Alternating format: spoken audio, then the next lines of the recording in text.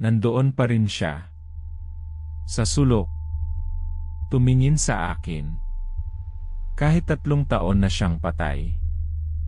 Hayaan niyo akong ikwento kung paano nagsimula ang lahat. Sa Baler, Aurora kami lumaki ng aking kapatid na si Maria. Simple lang ang buhay namin doon. Sa aming munting bahay na gawa sa kahoy at kawayan, doon namin ginugol ang aming kabataan, kasama ang aming mga magulang. Taong 2018 noon at kasagsagan ng Semana Santa. Linggo ng palaspas pa lang pero ramdam na namin ang katahimikan ng bayan.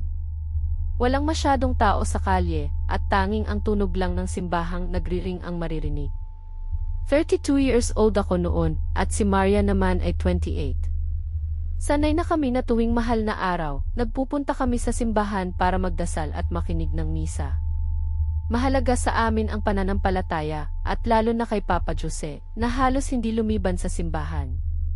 Si Mama Elena naman, palagi kaming sinasabihan na maging maingat, lalo na tuwing Biyernes Santo. Ang mga espiritu ay gumagala, mga anak, palagi niyang paalala. Pero hindi namin gaanong pinapansin, sanay na kami sa mga kwentong iyon. Ngayong taon, nagplano kami na magbantay sa simbahan ng 3 araw, mula Huwebes Santo hanggang Sabado de Gloria. Hindi ito madali, lalo na't medyo malayo ang simbahan sa amin. Pero para kay Papa Jose at sa aming pananampalataya, ginawa namin. Pero hindi namin alam na ang pagbalik namin sa bahay ay hindi na katulad ng dati. At dito nagsimulang maging kakaiba ang lahat. Nag-comment ng kung naniniwala kayo sa mga ganitong kwento dahil lalala pa ito. Pag-uwi namin ng Sabado de Gloria, medyo pagod kami.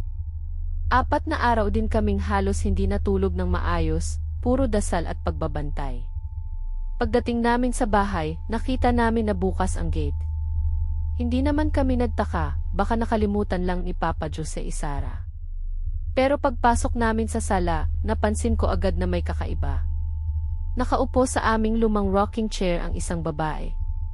Nakatalikod siya sa amin at nakasuot ng puting damit. Hindi ko siya kilala. Maria, sino iyan?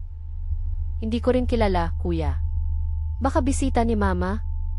Pero bakit hindi man lang nagsalita? At bakit nakatalikod? Papa Jose, Mama Elena.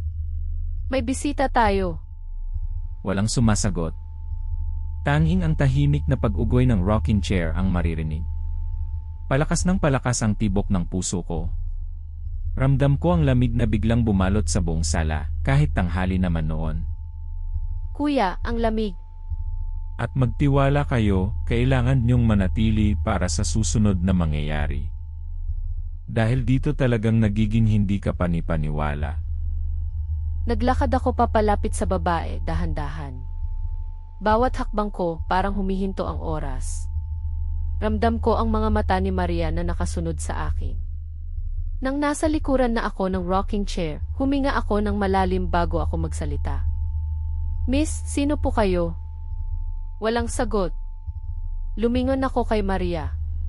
Nakita ko sa mukha niya ang takot na nararamdaman ko. Naglakas loob akong hawakan ang balikat ng babae. Miss! Pagkahawak ko sa kanya, bigla siyang humarap. Walang mata. Walang ilong. Walang bibig. Tanging butas lang. Parang isang lumang manika na tinanggalan ng mukha. Puting-puti ang kanyang balat, at ang buhok niya ay mahaba at itim, nakalatag sa likod ng rocking chair.